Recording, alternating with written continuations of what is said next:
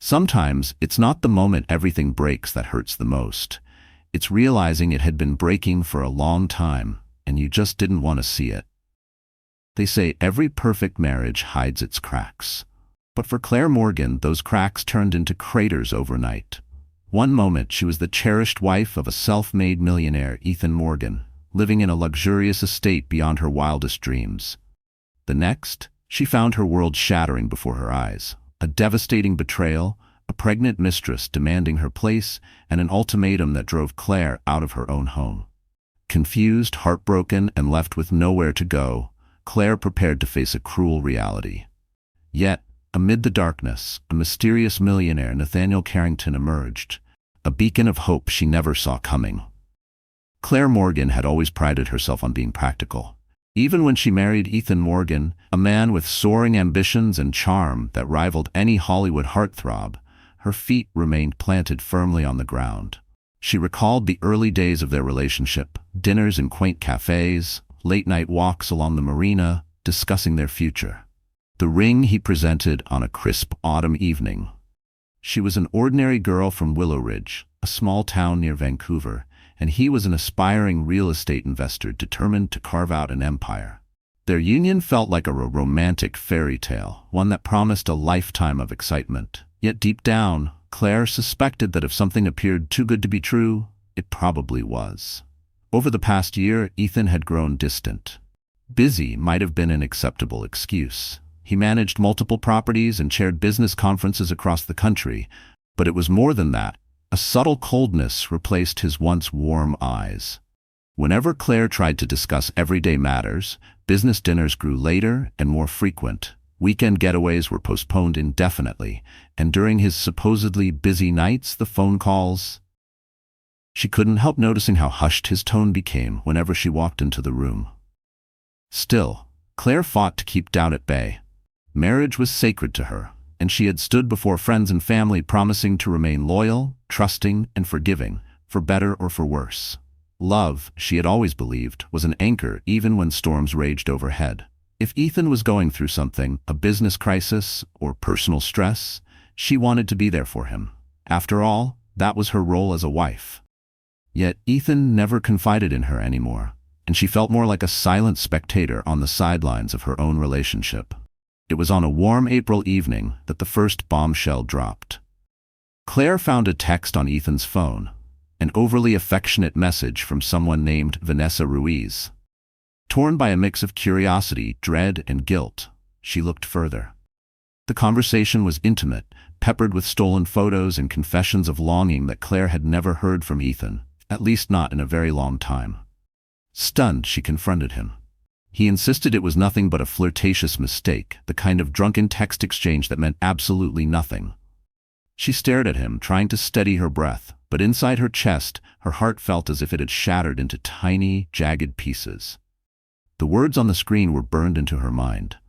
Affectionate nicknames, playful innuendo, secret rendezvous. She wanted to scream, to cry, to throw the phone across the room, but all she managed was a quiet, "Who is she?" A cold silence followed, heavier than any shouted confession. Claire wanted to believe him, she truly did, because the alternative, that her husband was indeed cheating, was too painful to bear. She felt uncertain about whether she was just reading too much into an isolated event. She decided to give him the benefit of the doubt, but her heart clenched painfully at the memory of that message. Vanessa Ruiz, the name echoed in her mind. The fact was, something had changed. Ethan continued traveling, even more often, to Toronto or Chicago, leaving Claire behind in their enormous Vancouver home. Days became weeks without so much as a genuine conversation. He assured her it was only temporary. His real estate empire was expanding. But the question kept gnawing at her. Expanding into what? She might have been naive, but she wasn't foolish. She recognized that a wedge was driving them apart, one that looked suspiciously like a woman. One evening, Claire confided in her closest friend, Rachel Lynn, a dear companion since college. Rachel listened intently as Claire poured her heart out. Rachel's dark brown eyes softened with sympathy. She didn't sugarcoat the possibility that Ethan was unfaithful, but she also knew the heartbreak that came from jumping to conclusions. "You need to confront him, Claire," she said. You can't live in this limbo. Either he's going to work on the marriage with you, or he's not. But you deserve the truth. Claire knew her friend was right. At the same time, fear wrestled with her better judgment. Was she ready to hear the truth, if it was the worst possible news? Could she endure her marriage disintegrating if he truly was involved with another woman? Throughout that restless night, Claire lay awake in their king-sized bed, staring at the empty space beside her where Ethan slept on the rare occasions he was home. Her heart thumped with dread at the idea of a confrontation. The silence in the room was deafening. She reached across the bed, fingers brushing the cool, untouched sheet. That space used to be filled with whispered dreams, quiet laughter. Now it was just empty. So was she. The question burned in her. Had she been foolish all along? What if Ethan admitted he was cheating? What if he turned the tables on her, blaming her for snooping or for not being supportive enough? The unknown seemed more terrifying than any known heartbreak. After years of believing in the promise of forever, she felt the ground shifting beneath her. She was a wife committed to love, loyalty, and the life they had built together. But no matter how hard she tried, she could not shake the creeping suspicion that everything she held dear was about to collapse. The confrontation Claire had rehearsed in her mind countless times finally happened during a rare weekend when Ethan was home. She approached him in the living room, a sprawling space adorned with modern art, plush leather couches, and a panoramic view of English Bay. Ethan was sipping coffee, scrolling through his phone, his suit jacket hung on the arm of the couch, tie loosened, hair slightly disheveled. He looked every bit the busy, important man with no time for distractions. "Can we talk?" she asked, trying to keep her voice from trembling. Ethan glanced up, mild annoyance flickering across his face. "Sure, but make it quick, Claire. I've got to head out to a meeting soon." Claire's nerves were on edge. "I want to know what's going on. With you, with us," he shrugged. "I've told you a million times, it's work. My schedule has been insane." "Ethan," she pressed, "I saw the text you received from Vanessa Ruiz. You promised it was just a mistake, but your behavior hasn't changed. You're never home, you're distant. I need to know, are you seeing her?" Silence hung between them, growing heavier by the second. Claire watched him carefully, noticing the way his jaw clenched and his eyes darted away. Finally, he sighed dramatically, as though her questions were an inconvenience rather than a legitimate concern. "Claire, I told you that text meant nothing. I keep telling you the same thing. If you can't trust me, that's your problem, not mine." She could hardly believe his tone. It stung, though something else tugged at her. Recognition that he hadn't explicitly denied anything. Instead, he deflected. Her heart hammered in her chest. "If it was nothing, why are you always so secretive, Ethan? If you've fallen out of love with me, just tell me." He looked away for a long moment, running a hand through his hair. Then he stood up abruptly, phone clutched in one hand. "I don't have time for this right now. I've got an important negotiation downtown. We'll talk later." He was out the door before she could utter another word. Claire stood there, tears pricking at the corners of her eyes, feeling foolish for thinking she could corner him into confessing. Doubt, denial, and heartbreak warred within her. She wanted to hold on to the hope that her marriage was salvageable, but all signs pointed to a growing darkness beneath Ethan's polished exterior. Her thoughts kept straying to Vanessa Ruiz. Who was she? Why was Ethan so protective of her identity? Claire decided to do something she never imagined she would. She hired a private investigator. It felt drastic, but her gut screamed that she needed answers. If there was more to this story, she had to know. She contacted a discreet agency, recommended by her friend Rachel. The investigator, a man named Julian Cross, was older, calm, and discreet. Over a quick phone call, he explained he would quietly follow Ethan, document any suspicious behavior, and report back. Within days, Julian provided a preliminary update that shattered whatever illusions Claire clung to. Ethan wasn't just meeting clients at his late-night dinners. He had been spotted with Vanessa Ruiz, tall, strikingly beautiful, with cascading dark hair, entering exclusive restaurants, hotels, and even a private penthouse in downtown Vancouver. The pictures were fuzzy but incriminating enough. A swirl of disbelief and betrayal washed over Claire. Yet, as devastating as it was, part of her felt oddly relieved to finally have proof. At least she wasn't imagining things. Ethan was living a double life. The guilt of distrust lifted, replaced by heartbreak, and something more potent, anger. She had tried to be the loyal wife. She had given him her trust, her devotion, and years of unwavering support. Now she realized how cheaply he had thrown it all away. Claire confronted him one evening as soon as he walked in. She waited in the foyer, a folder of Julian's photographs clutched in her hand. Before Ethan could set down his briefcase, she thrust the damning evidence at him. He flipped through the photos, and for a moment his face went pale. But Ethan's shock quickly turned to anger. "You had me followed?" he barked. "This is how little you trust me? You haven't given me a single reason to trust you." Claire shot back, her voice trembling. "You lied to me, Ethan. Look at these photos. I know everything."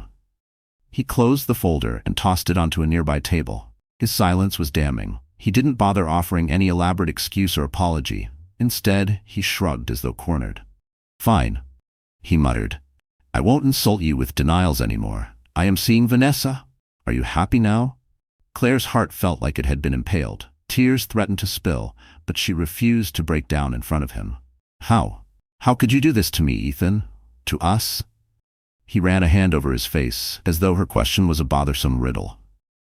"Things change, Claire. People change. Do you think I'm the same man you married, the same man from Willow Ridge? We live in a different world now. I have bigger responsibilities, bigger goals." Her voice cracked. "We took vows. You promised?" "Promises made in a different context," he interrupted, eyes cold. "Look, I'm not some starry-eyed dreamer anymore. I've built a reputation, wealth, and a life that requires certain sacrifices. You can't expect me to remain the same small-town guy." His words stung, an undeniable blow to the idealistic foundation of their marriage. She searched his face, hoping for a sign of remorse, but found nothing. Instead, a steely determination glinted in his eyes. It was in that moment she understood. The man she had loved no longer existed. In his place stood a stranger, ruthless, unrepentant, and dismissive of the life they had once built together. Claire's tears finally spilled over. She retreated up the grand staircase, feeling more alone than ever in her own home. She locked herself in the guest bedroom. She couldn't bear to stay in the master suite that now felt haunted by betrayal. She realized that the simplest illusions she'd believed in had collapsed. Their marriage might have only been a stepping stone for Ethan's ambition, an accessory to his shining image. Where her love had been real, his had evidently faded, replaced by a thirst for something else, adventure, danger, or the thrill of a new conquest. She remembered Rachel's words, "You deserve the truth." Well, she had it now, and the truth was a blade that cut deeply. In the days following the brutal confession, Claire tried to envision her next move. Part of her wanted to scream at Ethan, demand a divorce, and walk away from the opulence that now felt tainted by his lies. Another part, perhaps more vulnerable, still harbored the faint hope that he would come to his senses, realize he was destroying everything for a fleeting affair, and beg for forgiveness. But Ethan remained indifferent, rarely even coming home. When he did, they barely acknowledged each other. Then, on a muggy June evening, Ethan returned to the house, accompanied by Vanessa Ruiz. Claire had been sitting in the living room, numb to the flickering television, when they strolled in. Vanessa was indeed stunning, wearing a fitted designer dress that accentuated her figure, her hand resting protectively over her midsection. Claire's heart sank at the sight. Vanessa's belly had a slight but unmistakable bump. "This is my house too," Vanessa said matter-of-factly, as though she were discussing the weather. "And I have nowhere else to go." Claire looked to Ethan, hoping this was some twisted joke. Instead, Ethan stepped forward, unashamed. "Vanessa's pregnant," he announced, his expression unnervingly calm. "It's my child. I promised her I would take care of her, so she's moving in." For a moment, Claire felt the world tilt under her feet. "You're throwing this at me out of nowhere," she whispered, voice shaking. Ethan exhaled. "It's not out of nowhere. Our marriage hasn't been working, and now Vanessa's expecting my child. I need to be by her side." Claire stared at him, a heart-wrenching realization surging through her. Her marriage was over. Any pretense of healing or reconciliation had vaporized. "What about me? I'm still your wife. What do you expect me to do now?" Vanessa lowered herself onto the couch, a smug smile tugging at her lips. I suggest you find somewhere else to stay, Claire. This environment is stressful for the baby, and I'd rather not deal with tension. The nerve of this woman, carrying the child of a married man and now ordering his wife to leave her own home. Claire's anger flared. How dare you walk into this house and talk to me like that? Ethan intervened, raising a hand as though pacifying two squabbling children. Stop it, both of you. Look, Claire, I'll be honest. I think it's best you find somewhere else to live. I'll take care of the finances. We can come to some agreement, but Vanessa and I need our space. The words landed like a sledgehammer. Despite the extravagance of the mansion, it was her home, the place she had lovingly decorated, the setting of countless memories, big and small. Now Ethan wanted to uproot her simply because he had impregnated his mistress. The betrayal was so stark, so brazen, that Claire could only stare at him in shock. You can't be serious, she croaked, tears welling up again though she tried to blink them away. I've never been more serious, Ethan replied coldly. You and I both know we're done. Let's not pretend anymore. I'll send some staff to help you pack. You'll be taken care of financially, but I think you should leave tonight. The finality of his tone confirmed it. There was no going back. Claire felt a flash of humiliation, heartbreak, and rage. She wanted to scream at him, to ask what she had done to deserve this cruelty, but all that came out was a broken whisper. You're a monster, Ethan. She bolted upstairs, tears streaming, half running, half stumbling as she packed a suitcase in a daze. She fumbled with clothes, personal items, memories collected over years of marriage. She had no plan. Where would she even go at this hour? Could she show up at Rachel's doorstep? A swirl of panic and devastation crashed over her. Downstairs, she heard Vanessa's soft laughter and Ethan's low voice as they talked, presumably discussing trivial matters about how to rearrange the furniture to suit Vanessa's taste. This was beyond heartbreak. It was a nightmare from which she yearned to wake up. Clutching her suitcase, she fled downstairs. She could not bring herself to look at them. All she saw in the corner of her eye was Vanessa's satisfied smirk, a confirmation that Claire was being usurped in every sense of the word. Without a backward glance, Claire stepped out into the night. A swirl of cool air and despair enveloped her. The mansion door slammed shut behind her, cutting her off from the life she once knew. The sight of her car in the driveway was a brutal reminder that, to the outside world, she was still Mrs.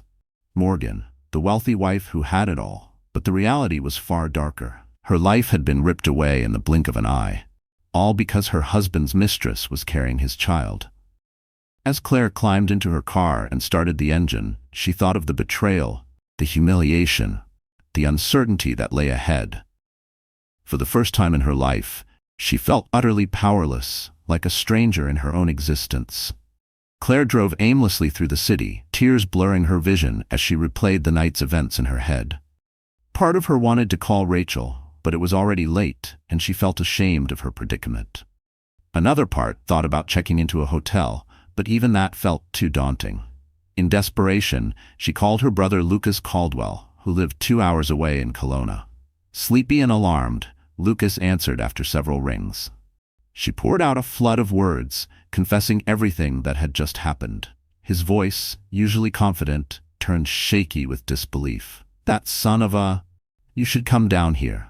I'll get the guest room ready. Stay as long as you need. Though Lucas's offer was comforting, Claire hesitated. She didn't want to be a burden. She also felt, in a strange twist, that running to her brother might make it all too real. Maybe she wanted some space to digest it all alone, to figure out her next step. With trembling hands, she thanked him and said she'd consider it, but that she had to sort her thoughts first. She told him she'd call back soon. By the time she hung up, she found herself parked in front of an upscale lounge near downtown, the Crestline Atrium, a modern building with sleek black windows and gold lettering. A wave of nostalgia washed over her. Before the marriage began to crumble, she and Ethan had attended an event there, hosted by an old friend of his, a man named Nathaniel Carrington, also a successful entrepreneur who ran a chain of luxury hotels and clubs. Nathaniel had always exuded a subtle air of kindness behind his polished demeanor. He and Ethan weren't particularly close. They moved in the same social circles, but parted ways on multiple business ventures due to conflicting interests. Yet Claire remembered how Nathaniel would greet her warmly at social gatherings, always with genuine curiosity about her life. She recalled once at a charity gala how he had confided in her about his philanthropic dreams, building shelters in underprivileged neighborhoods. She found him far more compassionate than most millionaires she'd met in Ethan's orbit. She sat there in the driver's seat, tears dried but cheeks still stained, remembering that same charity gala. Nathaniel had politely listened to her talk about her interest in setting up community centers in her old hometown. He had even given her his personal card, telling her to contact him if she ever needed help with a charity event. Now, ironically, she needed help, but of a vastly different sort. Almost on autopilot, she retrieved her purse and found that card. Nathaniel Carrington, CEO of Carrington Lux Holdings. There was a personal phone number scribbled beneath his name. Her mind swirled. Would it be too outrageous to call him now, especially about something so personal and humiliating?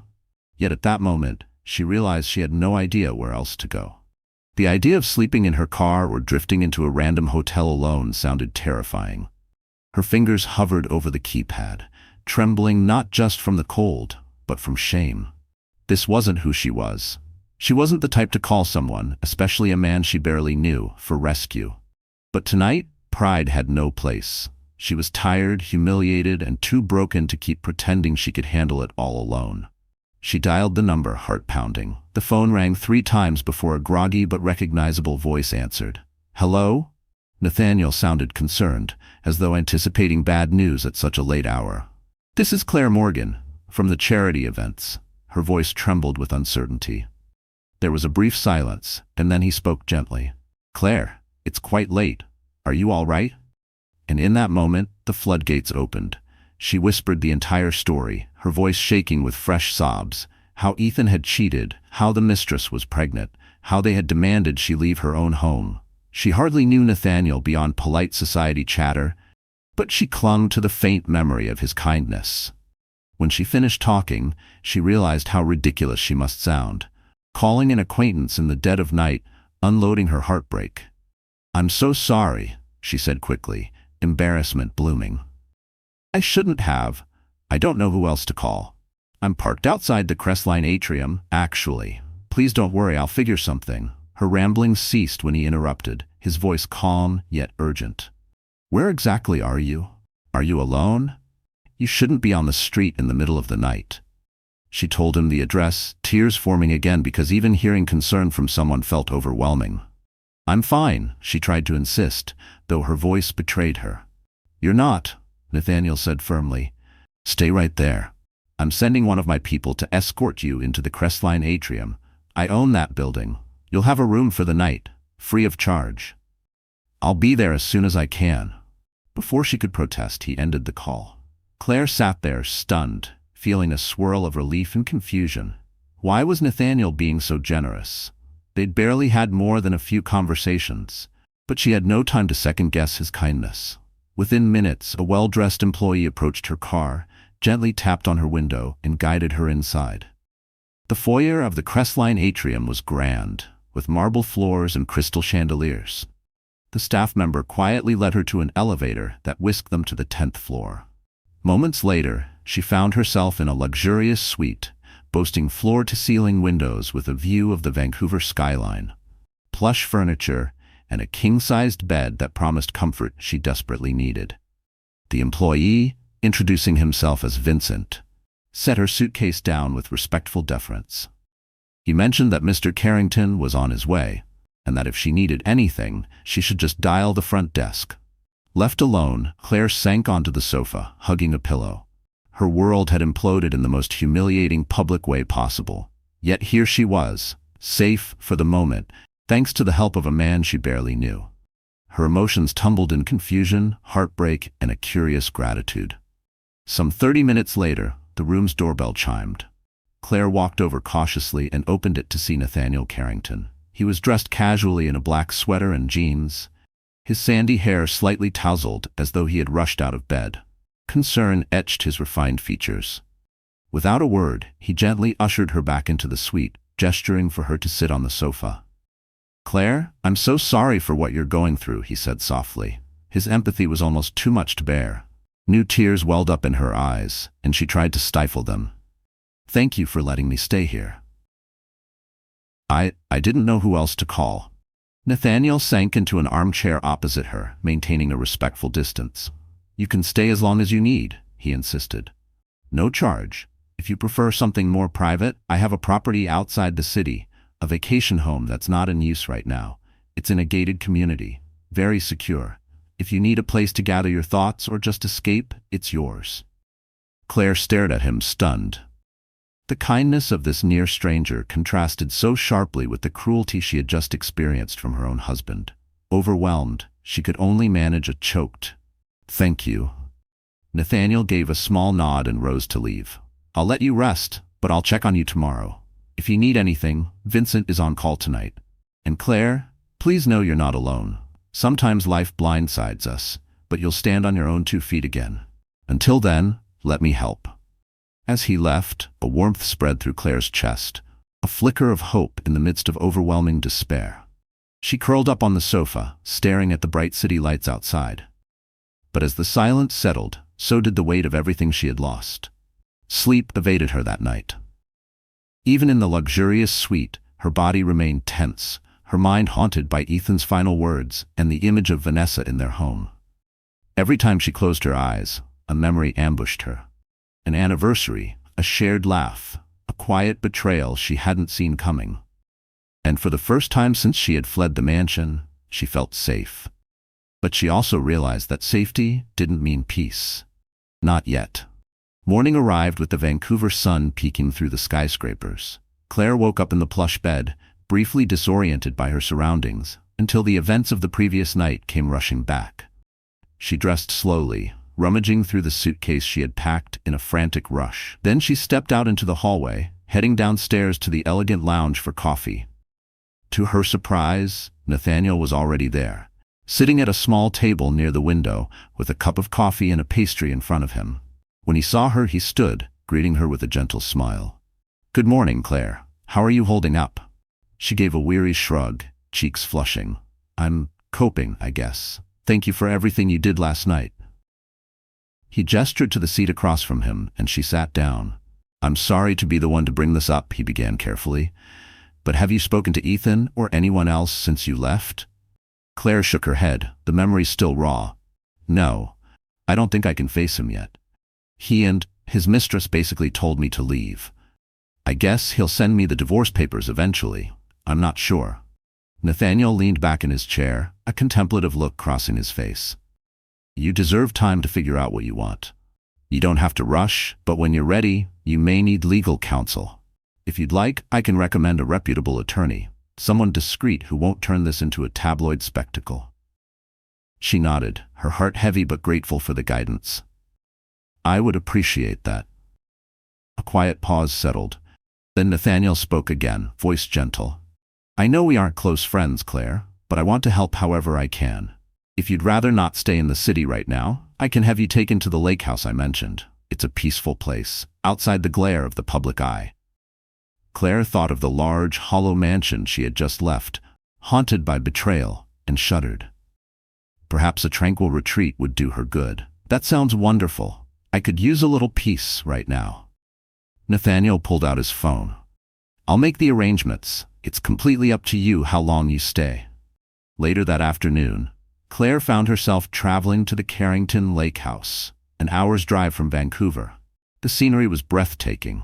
Tall pines lined the winding driveway, opening up to a secluded estate with a charming modern cabin perched on a hillside overlooking a shimmering lake. A caretaker, Martha Chambers, welcomed Claire warmly, handing her the keys and showing her around. Martha mentioned that Mr. Carrington visited occasionally, but the place was mostly vacant. Inside, the cabin was spacious yet cozy, featuring floor-to-ceiling windows that let in abundant natural light, a stone fireplace, and understated decor. It exuded a peaceful energy, far removed from the noise of the city and the chaos of Claire's personal life. On her first night there, Claire found herself sitting on the wooden deck, gazing at the calm lake waters under a blanket of stars. The trauma of Ethan's betrayal lingered in her chest.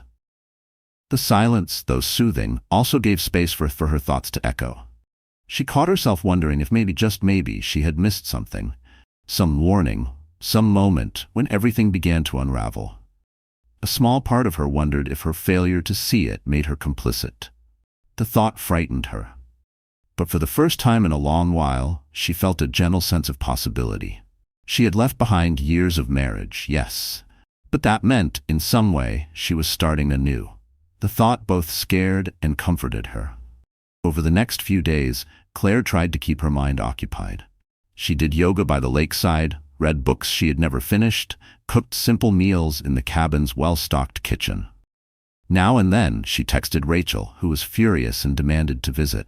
Claire postponed that visit, saying she needed to rest and reflect.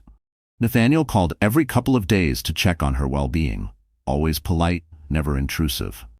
True to his word, he also referred her to a top-tier lawyer named Victoria Hensley. On one phone call, Victoria explained the basics of the divorce process, potential settlement options, and the need to document everything, especially because there was a mistress carrying Ethan's child. Though daunting, hearing a professional voice guiding her felt empowering. She realized she was not as powerless as she had believed. One evening, after a particularly rough day filled with mental battles, replaying images of Ethan and Vanessa in her house, Claire found herself at the lake's edge, skipping stones across the water. A sleek SUV pulled into the driveway. She turned to see Nathaniel stepping out, dressed in casual chinos and a light sweater. Surprised, she stood up, brushing off her jeans. "I hope I'm not intruding," he said with a gentle smile. "I was in the area for a site inspection at another property and thought I'd drop by to see how you're doing." He looked around, the warmth in his eyes unmistakable. Reflecting genuine concern, he asked, "Is this place comfortable enough for you?" Claire nodded, touched by his consideration. "It's perfect, peaceful, and beautiful." They ended up sharing a simple meal Martha had prepared. Over dinner, Claire opened up about her emotional whirlpool. The anger, the heartbreak, and the occasional guilt for not seeing Ethan's betrayal sooner. Nathaniel listened intently, rarely interjecting, just letting her talk. She found it unexpectedly cathartic. After finishing the meal, they walked out onto the deck again, the night sky overhead. "I might not know exactly what you're going through," Nathaniel said softly, "but I do understand heartbreak. I once lost someone I loved dearly." He paused, looking down as though the memory still pained him. "It was different. She passed away due to illness. But I remember that numbness, that sense of your life unraveling." Claire's eyes widened. She had heard rumors of a tragedy in Nathaniel's past, but never the details. Compassion flooded her. "I'm so sorry. I didn't know." He offered a faint smile. "It's been years, but some pains never fully leave. They just become part of you. You learn to live again, though it feels impossible at first." His admission touched her deeply. It was a reminder that everyone carried hidden scars, the wealthy, the successful. They weren't immune to life's cruelties. In that moment, she realized how safe she felt around Nathaniel, how his presence exuded a calm that steadied her unraveling nerves. "I'm trying to find my footing," she murmured, hugging her arms around herself. "I spent so long supporting Ethan's dreams, I barely remember my own." Nathaniel turned to face her. "What did you love before meeting him?" She blinked, recalling her younger self, her passion for community work, her fascination with interior design, her dream of opening a youth center in Willow Ridge. "I wanted to do social outreach, especially for teens and single mothers. I came from a modest background, and I've seen how one chance can change someone's life." Her voice faltered as she spoke, emotion thick in her throat. It wasn't just the words, it was the rediscovery of a piece of herself she hadn't touched in years. For so long, her dreams had been filed away like old papers, irrelevant to Ethan's world. Speaking them aloud felt raw, like unearthing a long-lost part of her soul. He listened, his expression thoughtful. "Then, maybe this is your chance to revisit that dream. You have talents, Claire. Don't let them go to waste." She felt a stir in her chest, a spark of something akin to hope. In the wake of heartbreak, hearing someone validate her aspirations was like a breath of fresh air. Maybe the future wasn't just a looming void. Maybe, with support and newfound courage, she could rediscover herself. They spoke until the sky was ink black, sharing stories, discussing possibilities, and for the first time since Ethan's betrayal, Claire went to bed feeling a cautious optimism bloom within her. Back in Vancouver, the tabloids had started buzzing about Ethan Morgan, the flashy real estate tycoon rumored to have impregnated his mistress. Claire tried to ignore it, but she couldn't evade the world forever. Her phone lit up with messages from acquaintances and even some press inquiries. She kept her circle limited. Only Rachel and Lucas were updated about her whereabouts. They offered unwavering support, though both worried about her isolation. Meanwhile, as Victoria Hensley delved into the details of Ethan's assets, she discovered that Ethan had moved certain finances around, apparently attempting to shield them from potential divorce settlements. There were shell companies, hidden real estate investments, and suspicious overseas accounts. Victoria urged Claire to keep a low profile, but to remain firm. Claire had never wanted a vicious legal battle. She wanted what was fair, but mostly she just wanted closure and a new beginning. Yet it seemed Ethan would not make it simple. One afternoon, her phone buzzed. It was Ethan. Against her better judgment, she answered. His voice was clipped. "Claire, I spoke to my lawyers. We're drafting an agreement. I trust you'll be reasonable." Reasonable? The word sparked her anger. Reasonable? She echoed. Like how you and your mistress kicked me out of my own home? Or are you referring to trying to hide assets so you don't have to pay me what I'm owed? There was a momentary pause. Don't start with accusations. I've taken care of you for years. She laughed bitterly. Yes, you've taken care of me while you cheated, fathered another woman's child, and demanded I leave the moment she walked in. What a shining example of devotion. The tension crackled. Finally, Ethan muttered, "I'll be in touch. Don't push me, Claire. You won't like the outcome." He hung up. She stared at her phone, hands trembling. Any residual illusions of an amicable settlement vanished.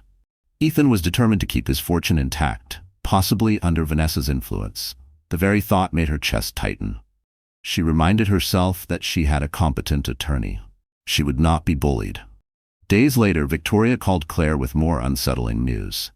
Ethan's legal team was proposing a meager settlement, an insult considering his net worth. And rumor had it, he was even preparing a smear tactic, claiming Claire had known about his affair and encouraged him to live separately. It was a blatant lie, but it indicated how dirty he was willing to fight. Claire closed her eyes, exhaling a shaky breath. She was done playing the victim. If Ethan wanted a war, she would defend herself with everything she had. She might not have the financial muscle he did, but she had the truth, and a skilled lawyer who believed in her case. While she navigated the legal quagmire, Nathaniel occasionally visited or called. He never pried, he simply offered support. Their connection grew in quiet, subtle ways. A shared dinner, a walk by the lake, late-night talks about life's unpredictability. Claire found solace in his presence. She discovered new layers to the gentleman behind the affluent facade. In one of their conversations, Nathaniel surprised her with an idea. "I've been thinking about your passion for outreach," he began, eyes bright. "One of my companies has a charitable arm. We're always looking for new philanthropic initiatives. If you're open to it, we could partner with you to start a community center. Maybe in Willow Ridge?" Claire's mouth fell open. It felt too good to be true. She stammered, That's enormous. I wouldn't even know where to start." "Are you sure?" He nodded earnestly. "I'm sure. The logistics can be sorted out. We have the funds, and you have the heart and vision. It could be a pilot project with you at the helm." Overwhelmed, she felt tears prick her eyes. For so long, her dreams had been submerged under Ethan's ambitions. Now someone believed in her enough to offer not just moral support, but the resources to realize her vision. But along with the gratitude came a flicker of fear. What if she failed? What if she wasn't as capable as Nathaniel believed? A whisper of Ethan's voice echoed in her mind, cutting, dismissive. "You're good at ideas, Claire, but you don't know how the real world works." She swallowed hard, blinking quickly. That was the old Claire, silent, shrinking. She wasn't that woman anymore.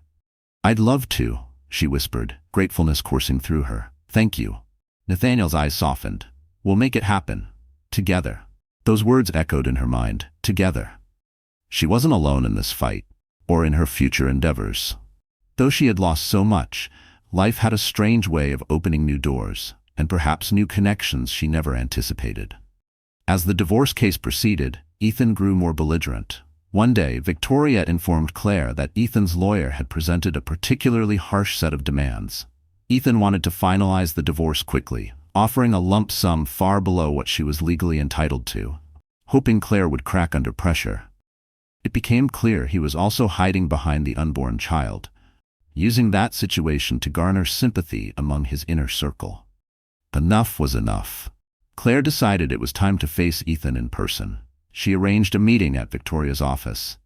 The tension was palpable the moment Ethan walked into the conference room, wearing an impeccably tailored suit, accompanied by his smug lawyer. Vanessa was absent, but had apparently become a fixture on the gossip blogs, flaunting her baby bump and her future Mrs. Morgan status. Claire hadn't seen Ethan face to face since that horrible night. He looked older, more stressed, though he tried to mask it behind a stern expression.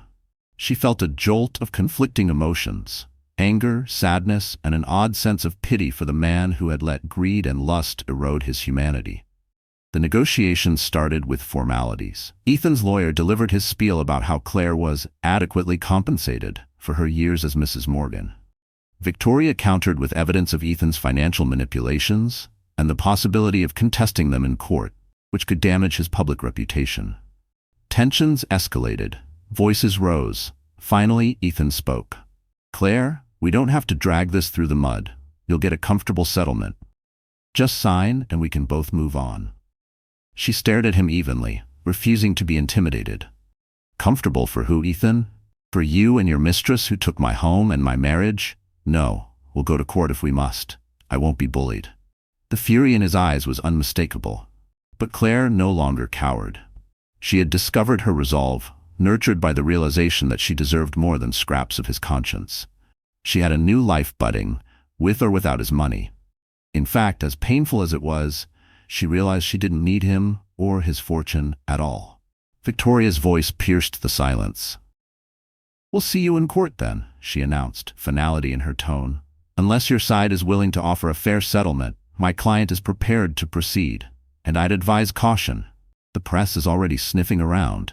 Divulging details of Mr. Morgan's financial mischief would not play well for his standing in the business community." Ethan's lawyer tensed. Ethan glared at Claire one more time, but there was no trace of the loving man she had once known, just arrogance and bitterness. He stormed out, leaving a flurry of tension behind. After the meeting, Claire sat alone in Victoria's office, feeling both drained and oddly triumphant. She might have lost the fairy tale illusion of marriage, but she was no longer cowering under Ethan's influence. She was forging her own path now. And ironically, the possibility of a fully independent future began to excite her. Months passed. The legal battle intensified, then finally settled. Perhaps due to the mounting threat of public exposure, Ethan's side yielded more reasonable terms. Enough for Claire to comfortably start anew. She didn't walk away with half his empire, nor did she want to. Her priority was to free herself from the toxic ties that bound her to Ethan. The day the divorce was finalized in court, Claire left the building feeling simultaneously exhausted and liberated. She removed her wedding ring on the courthouse steps, a quiet gesture that signified the end of a painful chapter. She had loved Ethan once, but that man was gone, replaced by someone she hardly recognized. Not long after, gossip columns flared with sensational headlines. Millionaire Ethan Morgan finalizes divorce as mistress awaits baby. It should have stung, but Claire found she could read the headlines without collapsing. She had found her own place in the city, a modest but charming apartment she decorated with warm, welcoming touches. But she still spent weekends at the Carrington Lake House, where Nathaniel joined her whenever his busy schedule allowed. Together, they began making serious plans for the community center in Willow Ridge, a project Claire titled Second Chances. True to his word, Nathaniel provided the financial backbone, while Claire worked with local organizations to develop programs for teenagers, single mothers, and others in need. The project gave her a sense of purpose, an energy that replaced the void left by her disastrous marriage. As the months rolled on, whispers started in their circle. Was there something more than friendship between Nathaniel Carrington and Claire Morgan, the newly divorced wife of Ethan Morgan? Even Rachel, who finally visited the lake house, teased Claire about the spark she noticed between them. Claire blushed, insisting they were just good friends. Yet deep down, she couldn't ignore the growing feeling in her heart. Nathaniel was respectful, never crossing boundaries, never pressuring her. He seemed genuinely committed to the idea that Claire needed time to heal. But the closeness they shared, the laughter, the late-night confessions, the mutual excitement over the community center, built a tender bond. In the quiet corners of her mind, she sometimes allowed herself to imagine a future with him, though she quickly reminded herself to tread carefully.